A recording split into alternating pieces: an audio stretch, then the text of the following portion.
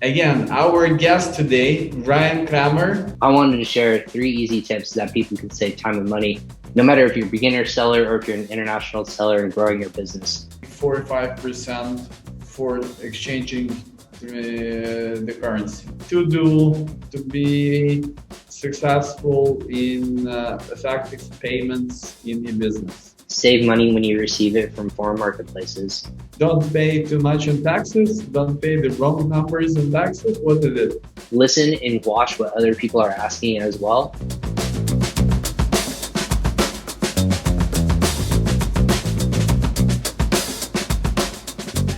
Okay, hi Brian. Thank you for being with us today. And for everybody, welcome to WAPI webinars every Thursday. Company WAPI is trying to invite a specialist, a professional, invite to our studio and find some very, very important knowledge for you guys from e-com world, knowledge that will help you to boost your sales, to make less payments and less and decrease your costs, and in result become very, very rich, because that's why we're all in online business, in e-commerce, in e-com business, to grow, to sell our wonderful products and prosper. So again, our guest today, Ryan Cramer. Ryan has worked for various companies in the e-commerce and Amazon space for more than 6 years, specializing in partnership marketing, business development, and branding. Hi, Ryan, again. Hello, everyone. How do you feel uh, yourself? I'm doing all right. It's a busy time of year. 2020 was interesting, a lot of learnings, I think, but I think we're seeing a lot of growth happening in the space, and it, as I'm assuming a lot of your speakers said, it fast forwarded almost 5 to 10 years in terms of adoptions and even a growth strategy. So that's kind of what we're trying to catch up to and making sure that we are helping other sellers grow and other businesses grow, either coming online for the first time or just expanding their international reach. So it's really exciting to talk with you and talk to your audience. So tell us a little bit about yourself so that everybody will know in more details about your background. Yeah, so me particularly, I have worn many hats in the e-commerce space, and I call it e-business because it's not just the transaction of goods, right? We have services, you have localizations, you have translation services, everything that has to work in conjunction in order for it to be successful, no matter if you're a big brand or a small one-person seller. So back in 2014 and 2015, when FBA on Amazon was getting really, really going, I actually work for a company in Richmond, Virginia, here in the United States called Evergreen Enterprises, and we manufactured and distributed 10,000 products. Specifically for, it was mainly for wholesaling and selling directly 10,000 to, products. yeah, 10,000 products. So they were It's a selling lot. directly to retail stores, and they would resell those. So it's the whole wholesale model, selling directly to retail stores in North America, Europe, Asia as well. So it's anywhere from garden flags to decorative decor, things like that. So our e-commerce brand actually grew quite a bit in that space on both Amazon, different marketplaces around the world, like Wayfair, Zulily, Rakuten, Yeah. and just we built our own branded site. So that's where I was in charge of, is developing partnership marketing with different blogs and websites. So I got to sell on direct to consumer websites with our products So and you were have my team. developing their online sales. I was in charge of, yeah, the affiliate marketing and performance marketing sales side of things. So I had to actually work with partners to sell our goods. So we were, it was zero revenue my first year of joining. It actually grew at 6 figures my first year and then 7 figures my second year there. So it was a lot of Wow. learning curves, what products are going to be speaking to customers, what seasonality there was. It was all like selling on Amazon, right? But we had our own warehouse. We had so many different cool things that I Mhm. take a lot of sellers don't get access to. So I got to start, very high end of doing that in the space. So I was able to learn e-business, took a step away in the sporting world, actually worked in the professional NBA and WNBA side on the basketball side for about 3 years or so, and then actually jumped back into e-commerce on the SaaS side, which was with Viral Launch. If you're familiar with that software solution with keyword research, product discovery, and whatnot. And now I'm in the fintech side, still helping e-commerce, e-business sellers grow, but internationally and helping them save money. So that's kind of the full circle. So you're studying e-business from all the parts. I have yeah, I was gonna say I'm a jack of all trades kind of person. This is the thing. I think a lot of people in the world now, they don't want to just be one person when they grow up. They want to dabble in a lot of different things. Yeah. And so many different parts of e-business fascinate me.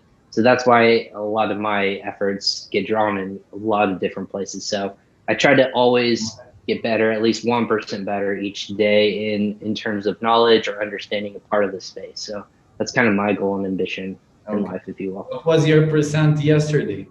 Yesterday, oh man, yesterday was a long day. Like today is two different webinars, one with your audience, and now I'm talking marketing strategies later with someone else completely different, like the buyer psychology of sides of things. So I'm going to be stretching myself, my mental capacity a lot today. It's going to be fun.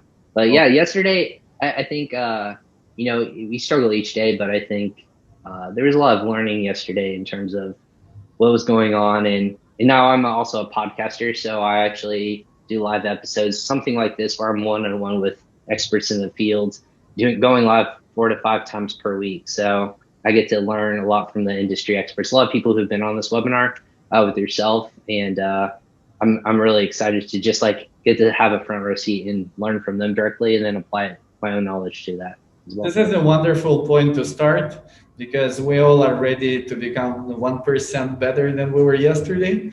We are ready to learn, and we are ready to see your presentation and listen to the information that you have prepared. Absolutely. Let me go ahead and share my screen. So for everybody else, the topic today is 3 hidden ways to save time and money on Amazon. Our speaker today, Ryan Cramer. Let's go. Yeah, and let me know if you got my screen okay. Yes. Awesome. Perfect. So let me go ahead and say that, so basically, if you like spending more money than you have to, of course, no one likes to do that. Or do you like actually paying extra and unnecessary fees? Again, that's the component of my presentation, is no one likes doing those things. But what I like to tell to e-business consumers or third-party sellers is you have worked very hard to be successful online seller, and every dollar counts, especially in this industry where margins are so thin. And there's not a lot of fluidity or able to have control over different aspects of fees or any sort of payments that you have to on a consumer. For example, you have to pay for your goods. You have to pay the fees to store your goods at warehouses, whether that's with Amazon or your own. You have to have all these concepts and fees and shipping logistics and all these kinds of things that you're paying out so much money, but at the end of the day, hopefully you're earning more than what you're paying out. So with all that money coming and going, I wanted to share 3 easy tips that people can save time and money, no matter if you're a beginner seller or if you're an international seller and growing your business globally. But when we talk about profitability, again, the main focus for many businesses is actually to find ways to generate more revenue. And that's what a lot of people focus on. For example, is if I can increase my sales, how I can advertise more effectively, so on and so forth, that will give me more money. That's not always the case, but that's what a lot of people tend to go towards. While those are really important points, again, I'm not discrediting that those are important. An area that's often neglected, and honestly, it's much less sexy to talk about, is actually the payment side of e-business. So for people who haven't heard of Pingpong Payments, that's the company I work for. We're a global payments company focused on merchants in the e-business space, both on Amazon, or if you're on Shopify or Rakuten or on Mercado Libre, any marketplace around the world where you can make commerce happen. That's where we want to make sure that we're helping you save money.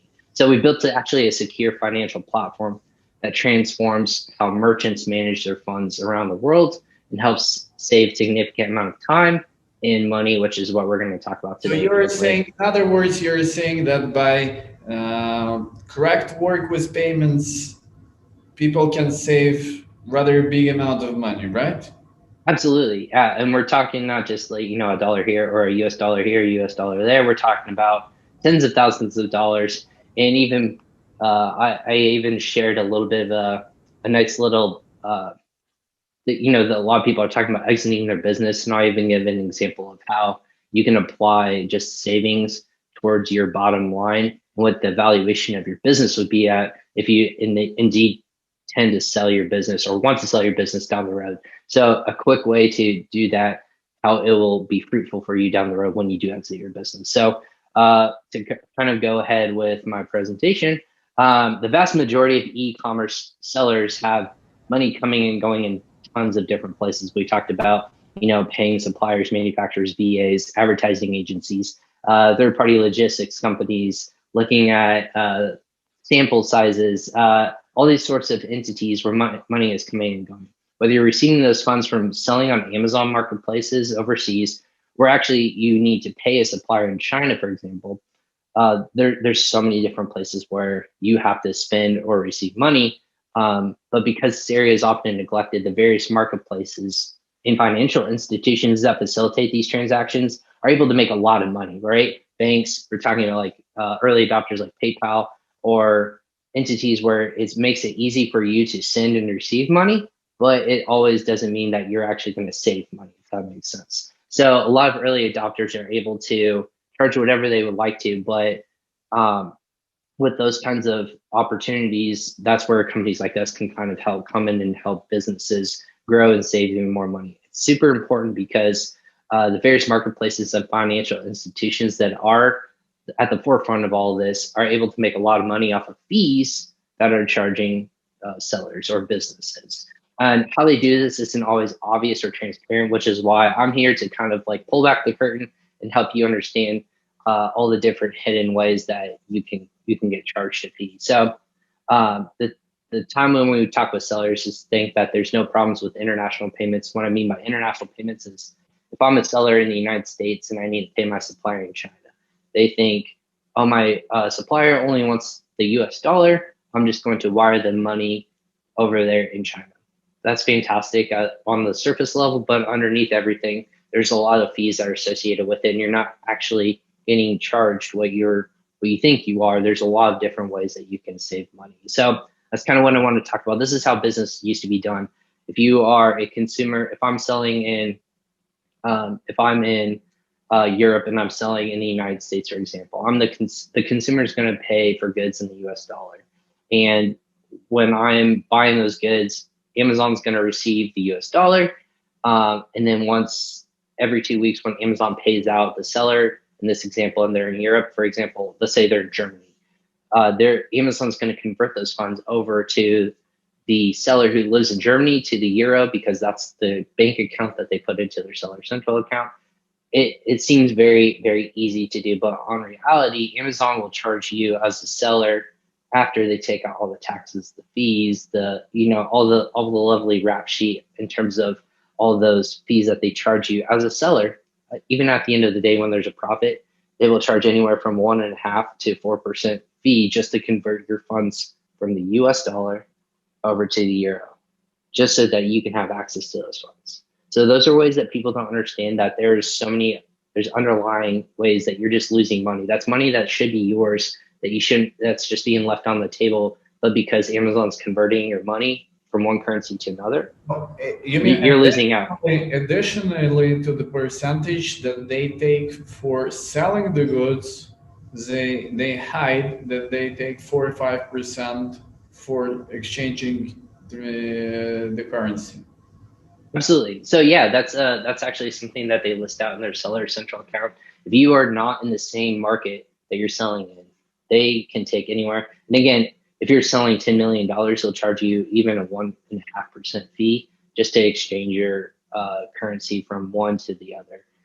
That doesn't do me any favors, because obviously I would love to have it and not pay those fees. But if I'm in the United States and I'm selling in Europe, for example, I can't use the euro on my day-to-day life. That doesn't help me in that regards. I can't go to the grocery store or the market and spend euro. That doesn't happen in my locale.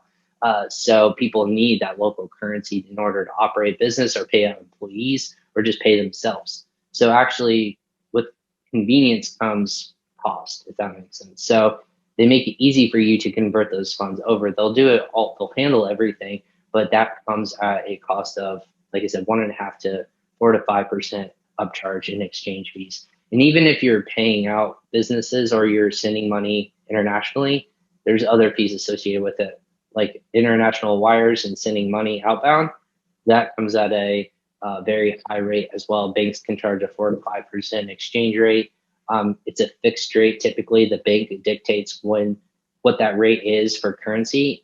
It's never a great rate. Obviously, the bank has to make money. So, in most of the time, you can only pay out in one denomination. That's the United States dollar. So it's not convenient for lots of people around the world to pay out in one currency. So that's kind of the first nugget I wanted to save is really how to save time, because it used to be that you would have to travel to international countries to open up bank accounts. You'd have to bring your business information, your tax identification number. You'd have to have a locale. You would have to localize and have an entity there in that country to actually have a physical bank account opened up in that country. And that's time consuming. I can't travel, especially in 2020, right? We can't travel the world as freely as we used to until, the pandemic kind of allows us to do so again. So even now, it's hard to even go to those countries and open up bank accounts locally. So what I wanted to tell people is you can save your time and your efforts now more than ever instead of going to banks, paying out international wire transfers.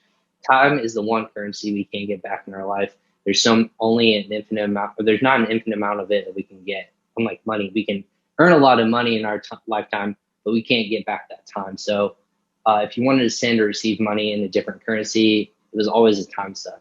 And that's why we developed our business and strategies to help you save that one precious commodity is time. So often involves, again, months of work to get things set up. Now it can take a matter of days, if not sooner. So we understand the problem that we lose money on the currency exchange. What to do with it? How Right. to save money?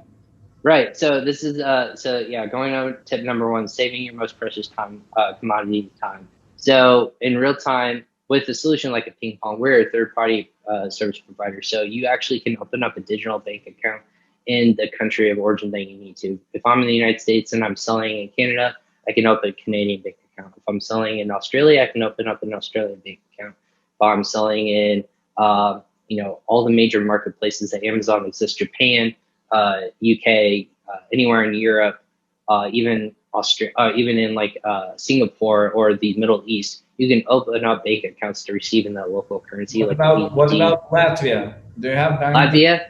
Yeah, That's Eastern? Is that technically Eastern? Or is that part of the EU? I always get Latvia confused. Latvia is Baltic states. Yes, Estonia, Latvia, Lithuania. Do you have? Right. So actually, you can receive in 10 different currencies, and that I listed actually right there. So the currencies that you can receive in currently right now, and we're working on obviously more and more and more. The ones that you can receive in is Canadian dollar, the euro, the British pound, the Mexican peso, the AED, which is the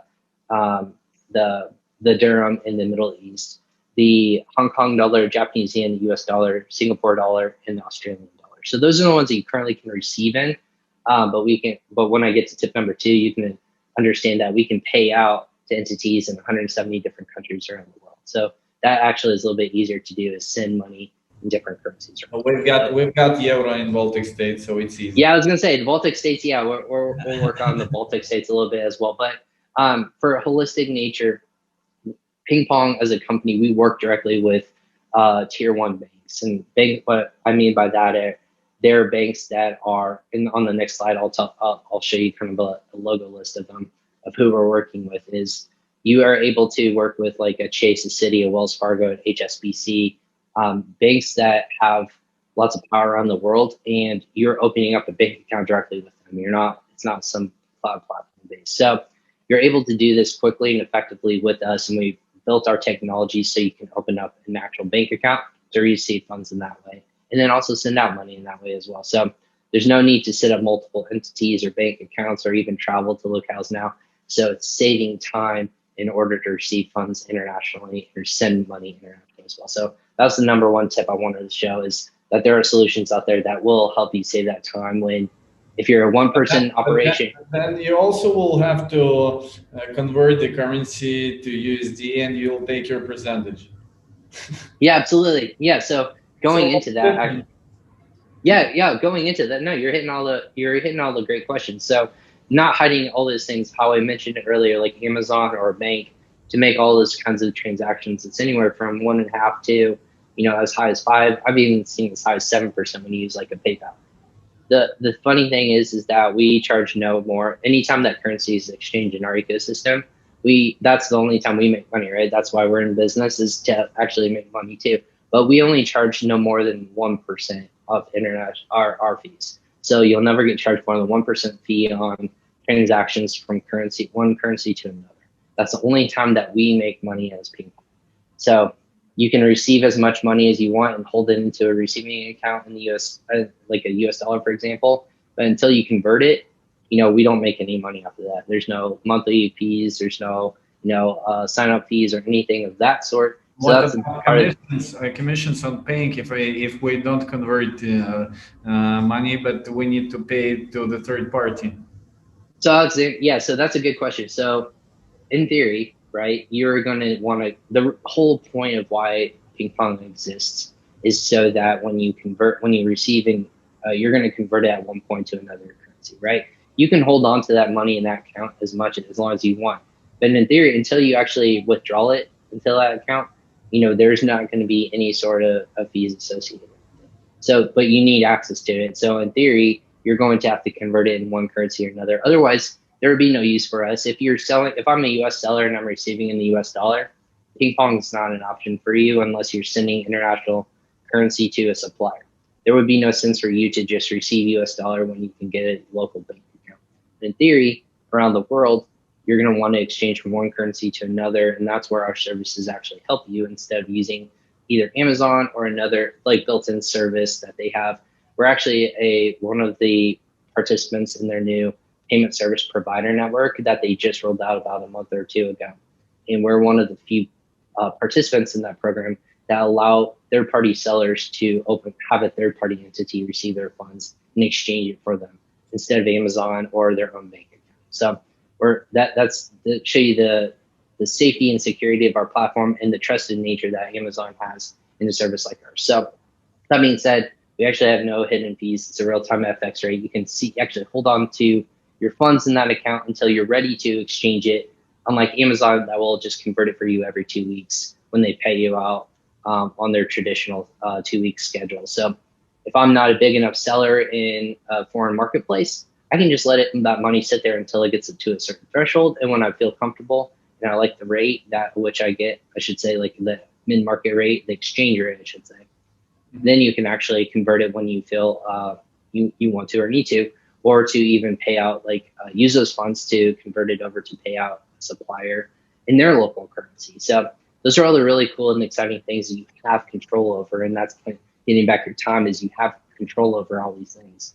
So you can actually save time and money, which will kind of go into that next slide. So when you receive money internationally, and this is kind of what I was alluding to, you can save when you receive funds internationally. So talking about if you're in a foreign country like the UK, you first have to price your products in the British pound.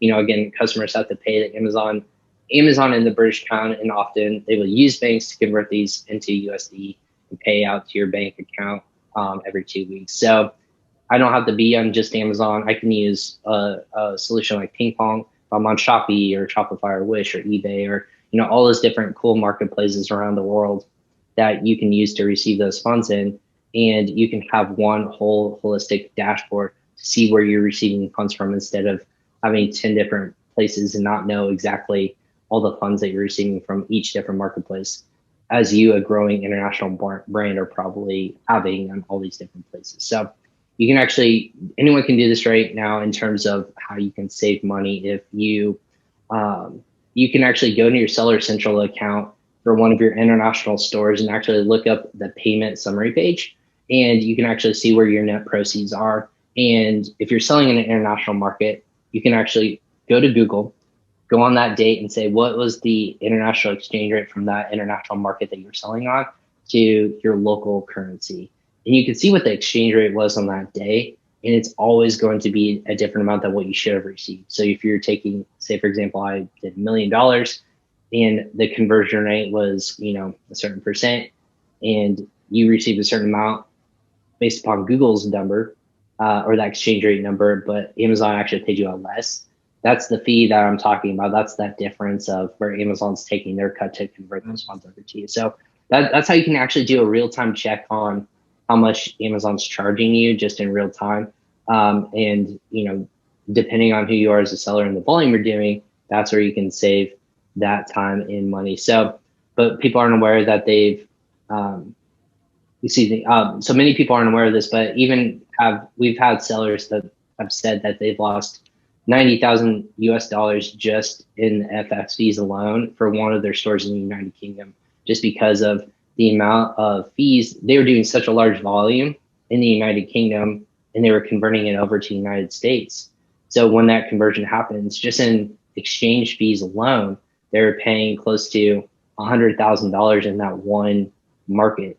So, or just in that one channel of revenue. So if you can save anywhere from like 1% on that you're going to be able to apply that money towards more inventory, more advertising for your business and brands to grow, even paying out yourself or hiring on more assistants to help you grow your brand internationally. So that's kind of where we put that money back to your bottom line and you're able to instantly grow your business quickly and effectively. So, again, those are a lot. Those are, yeah. I've got a question there. You've got an icon VAT tax service. What does it mean? You help with VAT? Yeah, absolutely. So that's so that's one of the three pillars that we do. We help saving money on receiving internationally, paying money internationally, and then also paying out your VAT and GST tax entities. So GST or VAT stands for value added tax, and that applies to sellers who are selling in Canada or the United Kingdom and in the European marketplaces. So it's basically a sales tax to long story short. And you can have Amazon, instead of having each locale, you have to individually pay each locale.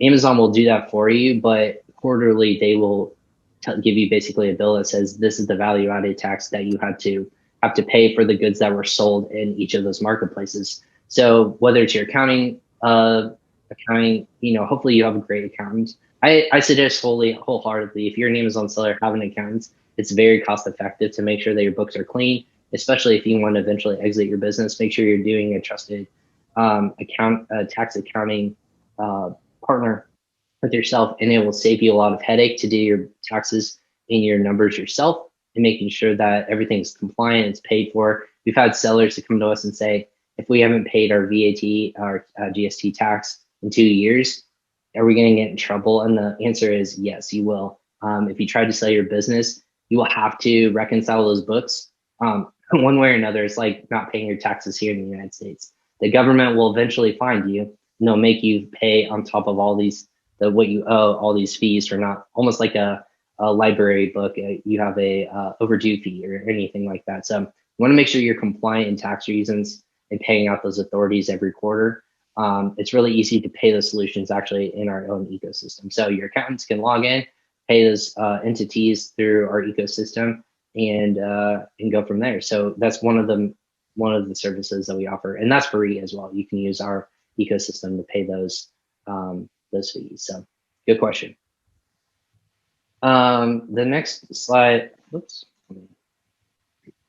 So the third tip I wanted to pay, so that was the receiving side, and that's saving money when you're obviously receiving your profits from Amazon or your marketplaces. So that's great in saving those funds. The other one is the outbound portion of it. So a headache that sellers run into is paying suppliers around the world, no matter where they're located. And I want to say 90 to 95% of suppliers are going to be in a different country. I'm going to say 90% of suppliers are in a different country than where you currently are located. So sometimes you'll get lucky and just work with suppliers in your same country. but most of the time you have to pay an entity in a different foreign marketplace. There are two ways to be invoiced typically. Most people are looking at China, India, Mexico, excuse me, excuse me, for their different kinds of goods that they're getting for their purchasing and then sending to an FBA warehouse, for example. No matter where the supplier is based, for example, if you're sourcing your products from Italy, the supplier will send you an invoice for the cost of goods in the euro. And typically that process is where you would go to the bank, ask for your bank to take your US dollar and convert them to euros and pay out that invoice. And that's done through an international wire, typically through And you lose money twice, right? You convert it, right, receive it, right, convert it when you pay. absolutely. Yeah, it's a very familiar process and people are typically familiar with, but your bank will tell you what their exchange rate is. You don't have any say in what that is. It's a set amount. And in that, there's actually an included 5%, anywhere from roughly it's about a 5% markup for the bank to make money on making that transaction for you. In addition to the wire fee, which can range anywhere from 5 to 50 US dollars every time you make that international wire fee or wire. So you're losing money just for every transaction. And you need to make a lot of these payments. You could be paying quite a bit in fees. So the best thing to do is by using a specialist payment provider like a Pingpong to give you the best rate in the FX and lower fees for each wire that you make internationally. So a benefit is that you are also receiving money in this currency for if you're receiving funds in Europe as well, then you can actually just pay that euro to your supplier directly from your virtual account. So there's no need to convert it to US dollar that Amazon would already do every 2 weeks anyways, and then convert it back to the euro. So you're like you said, Alexander, you're transacting twice. So every time money exchanges currencies, there's fees that get tacked onto that, no matter where you work with it, either Pingpong or bank, no matter what. But that's where you're just losing money for converting it unnecessarily. So that's where you're double converting. So that was the first time of paying a supplier, but the second in paying out in like a local currency, but specifically for China, since that's such a big place where a lot of sellers are going to get their goods. Second way to be invoiced is typically, this is when it happens in the China marketplace, is that you'd be asked to be paid in the US dollar. They would ask you, the seller, to pay in US dollar. And it seems great on theory, like I have the US dollar, that's easy for me, I don't have to think about that. But you still have to pay the wire fee, and there's no need to pay any FX costs in theory, but the supplier in China receives the US dollar. What they're actually doing, they have to convert that money themselves to pay out their employees, to buy the goods, all that kind of thing. So there's a couple different factors why that's not the best way to operate with your suppliers. It takes time to convert those funds locally to the local yuan in China. So until they get those monies converted over, you are waiting until you're basically stretching out the time for your goods to be manufactured, processed, and then released to you. So the quicker I can get their local currency to them, the time shortens when they have to wait on that in order to pay out their local entities for goods or services rendered. And then they can release your goods that you're paying for quicker to you. So the faster, the more convenient the funds are, the quicker you can get your goods released to you, which is, in this world, key component to making sure that you can get your inventory quicker, especially with all the logistics components even nowadays so backed up. You want to try to get your goods to you as quickly as possible. And this is one way to shorten that time span and turn around quicker. And also, what people don't know is when they're paying out in the US dollar is that suppliers are baking in a buffer. And this is the term used of 4 to 5% markup on their services, just because when they're converting the dollar to the yuan locally, they don't want to lose money, for example, because currency rates, they go in like a little ripple. They can go up and down. They don't fluctuate much, but you can lose money if you're a supplier. If you're receiving the US dollar in between the time when you convert the dollar over to the yuan, you don't want to lose money. So they build in a buffer, and that's being passed on to you who's paying for the goods. So you're actually paying 4 to 5% more of what you should be paying just for the sake of your local currency. So, excuse me. what we tell people is that if you're able to pay this and use a process like with Pingpong, you can actually pay out. There's no cap on this. You can actually convert funds to the yuan, and there's no maximum amount that you can pay. So you can pay them the local currency and go to your supplier and say, "Hey, we have a great working relationship. If I paid you in the yuan, would I be able to save? How much would I be able to save in terms of funds or in fees?" And they can actually invoice you in the yuan, and you can pay that out directly in our ecosystem. And it typically is anywhere from 3 to 5% of savings for sellers that they can save just by paying in local currency. Again, it saves time and it saves money overall. So that's what a lot of companies actually, payment companies have. They have typically limits, but we don't in terms of paying out in local currency, especially in China. So another benefit there. One more thing I wanted to add to, if you're exiting your brand soon, this is actually this is kind of a hack, if you will, of adding 6 figures to your brand valuation has never been easier. So this example I wanted to give is a real life application of if I'm selling in the United States and I'm selling in Canada. Again, if I'm doing $1 million in revenue, let's talk about for the course of the year, it's doing $12 million in Canadian dollar. That's about $1 million in Canadian dollar a month if you do basic math. When you convert $12 million in revenue from Canadian dollar to US dollar, it's roughly anywhere from about 3%. Let's just call it an average. And that's $360,000 in international fees that you are paying just in one channel. So if you're saving 1% of that, what we can do some quick math. If you save 1% on your international FX fee on that same channel, that's $10,000 a month. That's $12,000 a year, or 1,200 over the course of a year. That's $120,000 a year that you're saving in just international FX fee. If I go and exit my business, they're going to look at your books and they're going to look at a 12-month, typically 12-month snapshot, if not a 16-month snapshot or 18-month snapshot. They're going to see that you save that money.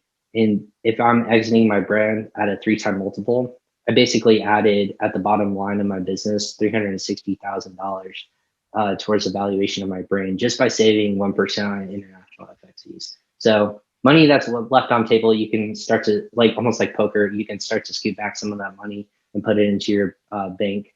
And then later on the road, when you exit your business, that's going to yield you more fruit down the line instead of leaving that on the table. So I think everyone could use a lot more money in the world, especially when you're exiting your most precious commodity, and that's your business as well. So, and another case, a lot of people are, goodness, I'm going to take a quick drink real quick. It's okay. This is what happens when I talk a lot. I get a dry mouth. So, this is the fun thing. A lot of people are talking about nowadays. Companies like Thrasio, Perch, Heyday, they're called aggregators, and what they are, if you haven't heard of them, these are businesses that are taking on lots of money to purchase different brands of products, and they're going to manage them at a big portfolio, basically, if you will. So whether that's 100 brands or 10 brands, they want to buy successful businesses around the world so that they can grow those businesses around the world and take them to a new level. So companies like Perch, for example, which is a really big one nowadays, they're based out of Boston, Massachusetts. They are one of the leaders in the United States in terms of acquisitions of new brands and scaling brands right now. And they're using services like a Pingpong to manage all of their global sales and condensing and saving money in terms of all the marketplaces that they're going to be in. Because the number one thing that I hear from every aggregator to make more successful is they're going to take brands and grow internationally on multiple marketplaces around the world. That's the easiest and quickest way for them to gain exposure to the brand and be more profitable, and for them to even save money by doing that, paying suppliers, and also when they're receiving funds from all these different marketplaces across 100 different brands, they need to have an easy consolidated way to save money and save the headaches. So they use services like Pingpong, from now until they say forever. So that's really cool to get their stamp of approval from companies like a Perch that are doing businesses in North America and then growing out from there in different marketplaces that they don't want to leave money on the table. They have stakeholders to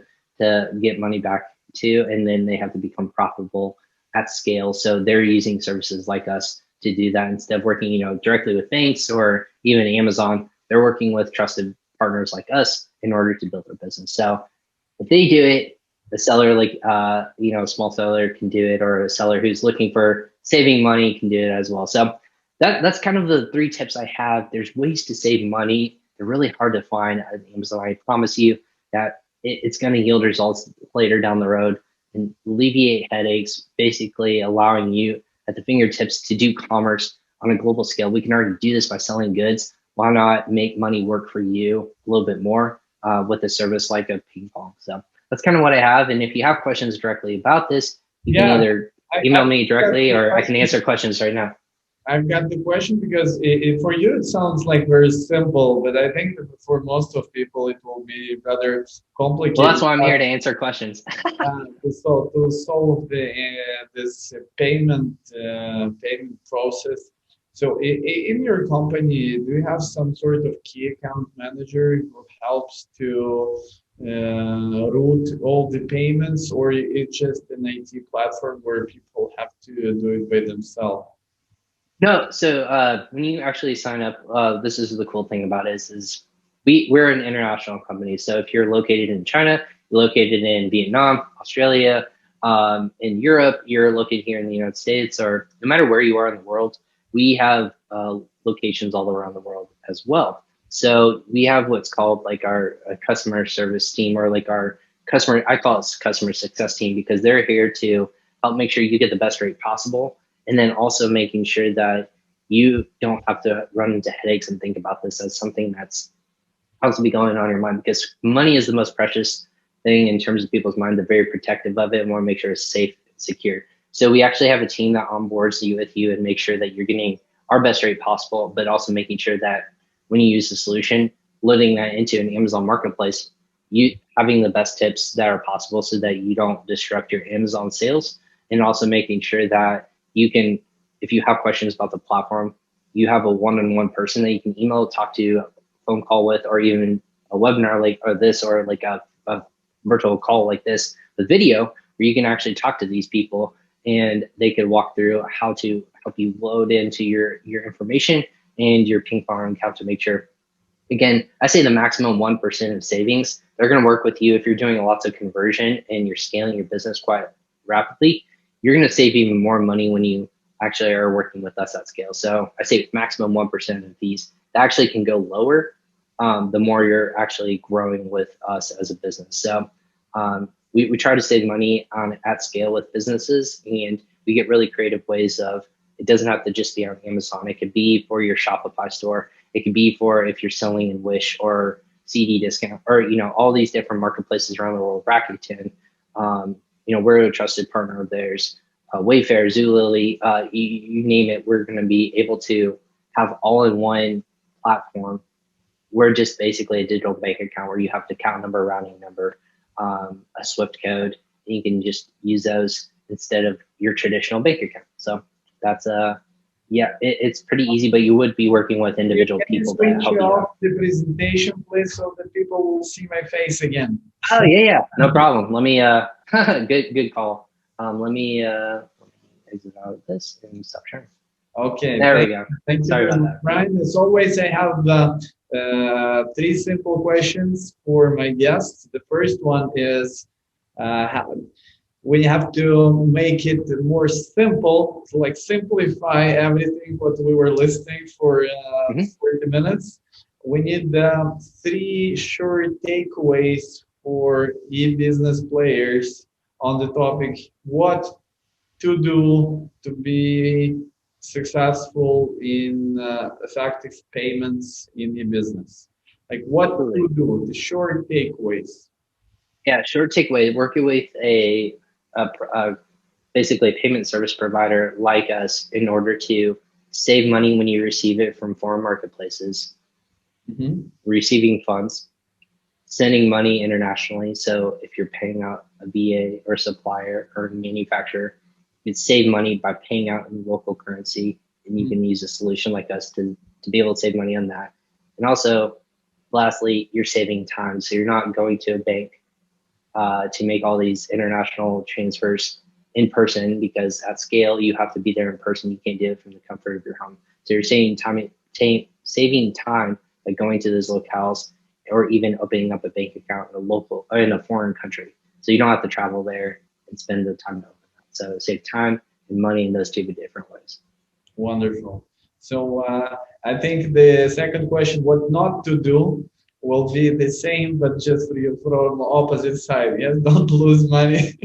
Right. this, No one this. wants to lose money, right? I don't like paying more than I have to. That's why I hate tax season. Today is typically tax day for the United States, but we pushed it obviously for the COVID-19, so or for the COVID pandemic. So it's typically, this is a dreaded holiday in the United States, to pay more in taxes to the government. But hey, not today.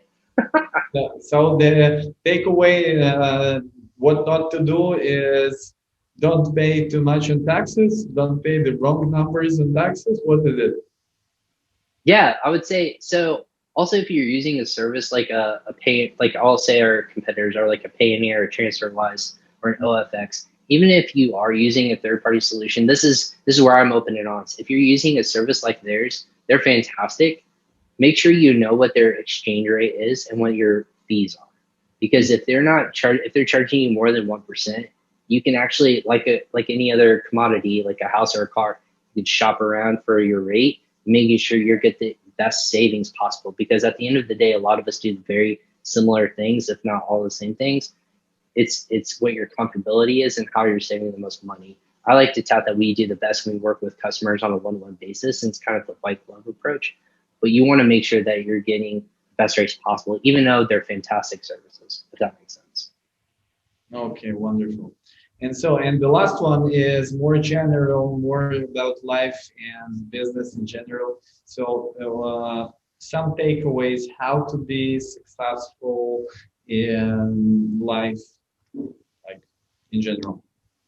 Yeah, absolutely. What I tried to do and what I've been successful at is always learn first and then educate second, because I don't know everything in the world, but I think that if I'm continuously learning from, this is the old adage, the five people who you talk to the most and listen to the most is how, depending on how successful they are, is how successful you will be. Does that Okay. make sense? Like if you're surrounding yourself with very successful people and very intelligent people, then you yourself are just going to absorb that information as well, but also elevate yourself to their level. So it's always good to surround yourself with very like high-minded thinking people and interact with those as well. Whether that's reading, constant learners, listening to podcasts, constantly trying to stay on top of things, because in a world where nothing stays the same for long, especially in e-business, you always have to stay on top of the new changes, the new compliances, ways to stand out in the crowd. Mhm. It never stays stagnant. So constantly be willing to learn every single day. And then also network. I think it's constant. I think it's great that we live in a digital How to world where, network now when it's COVID? oh, how do I? Okay, so this is a tip that I've learned and I've taken to heart, especially during COVID. It's called social listening. What I mean by that is, engage don't you don't have to engage with people online. You don't have to be a person that's talking one-on-one like we are today. You can read all the articles you want. You can watch and follow and surround yourself with top-minded people Mhm. in apps like Clubhouse or on LinkedIn or even on Facebook groups. Listen and watch what other people are asking as well, and then insert yourself in terms of, hey, I never thought of it that way. Thanks for sharing information. And make sure that you're engaging with either the author of that or the community to make sure that your engagement level is something that you recognize that they put themselves out there to also like share this with people or ask a question. And if you're giving feedback on them, they will return in favor. It's almost like a give and take mentality. So you're engaging with speakers like you and me constantly. You either like it or you say, "Hey, I didn't understand this topic. Can you help me answer this question?" I think, Alexander, if you and I are both would agree that we would be more than happy to clarify a question, and that's where networking begins, and then obviously can grow, and that's where you connect with them or like follow them And then you can message them directly, say, I appreciate your talk on the WAPI webinar. I learned so much from you, Ryan. I want to like sign up with Pingpong. Can you help me understand and make sure that I'm getting the best rates possible, or something like that? Or Alexander, your services are Exactly what we will above do. and beyond, That's exactly what like we'll do. everything out there. You don't have to be a kiss ass like that, but for lack of a better word, but you can be something of. I really appreciated the information that you gave and give examples. So I say social listening is a way to say that I'm not just doing this to sell myself. I'm doing this because I engage with your content and I see value in it, whether I agree with it or not. You can even say I don't agree with it because that also brings value to me. If I'm not saying something correct, I want to be told. Or if that's not necessarily true or needs to be tweaked, then yeah, of course, like let me know. I don't like block those people. Social listening. Social listening. Yeah. I remember this one. Okay. So thank you very much, Ryan, for sharing this info with us. Now I understand that everybody, I think, should understand that payments is very, very important, and you can find some money there, lose less money on converting your currency, or sometimes even you don't have to convert it at all if you can collect it in the currency of the market and spend it at the same territory without converting it and losing money twice. And Brian and Pingpong can help you with this. So anybody who finds it important for them, please contact Brian. I'm sure he will answer and help you to solve your issues. Absolutely. So about WAPI, again, as always, any questions about e-commerce fulfillment all over the Europe, any countries, delivery 24 to 48 hours, integration with all the marketplaces, please contact us. We will help you and we will do everything so that your business will grow and fly to the moon. Thank you very much. Thank you, Ryan, and stay tuned. Next Thursday, new WAPI webinars. Thanks, Alexander. Bye, everyone.